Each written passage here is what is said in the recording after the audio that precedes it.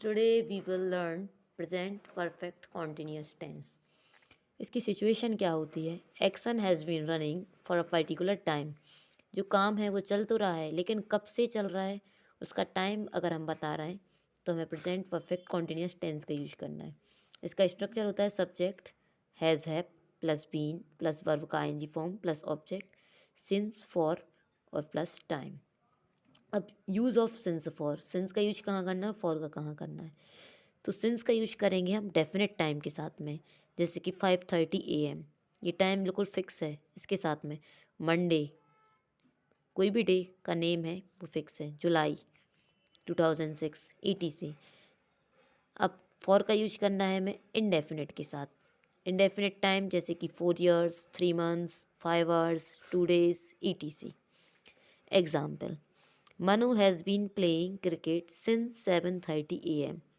ये खेल तो रहा है, लेकिन हमने टाइम बता दिया कि इस टाइम से खेल रहा हूँ। ये टाइम जो है वो फिक्स टाइम है, that is why we will use since. I have been teaching English for 4 years। Indefinite time है, that is why we will use for. अब इसके नेगेटिव का स्ट्रक्चर क्या होता है? नेगेटिव का स्ट्रक्चर होता है subject has have not been verb का ING form plus object plus since for plus time.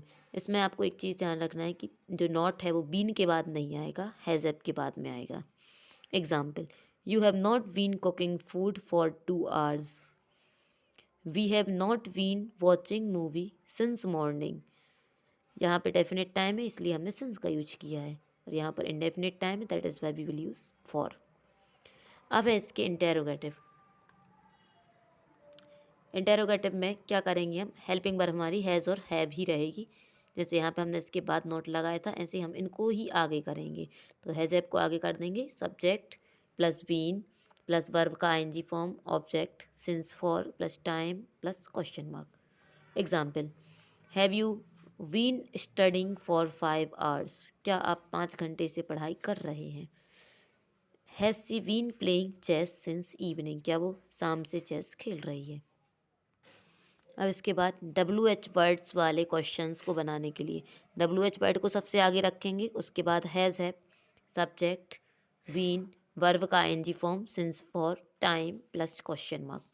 Example, what have you been doing since morning. मतलब तुम सुबह से क्या कर रहे हो। Why have you been cooking food for 2 hours। मतलब तुम 2 घंटे से खाना क्यों बना रहे हो।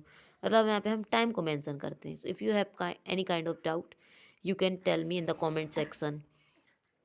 Thank you so much for watching.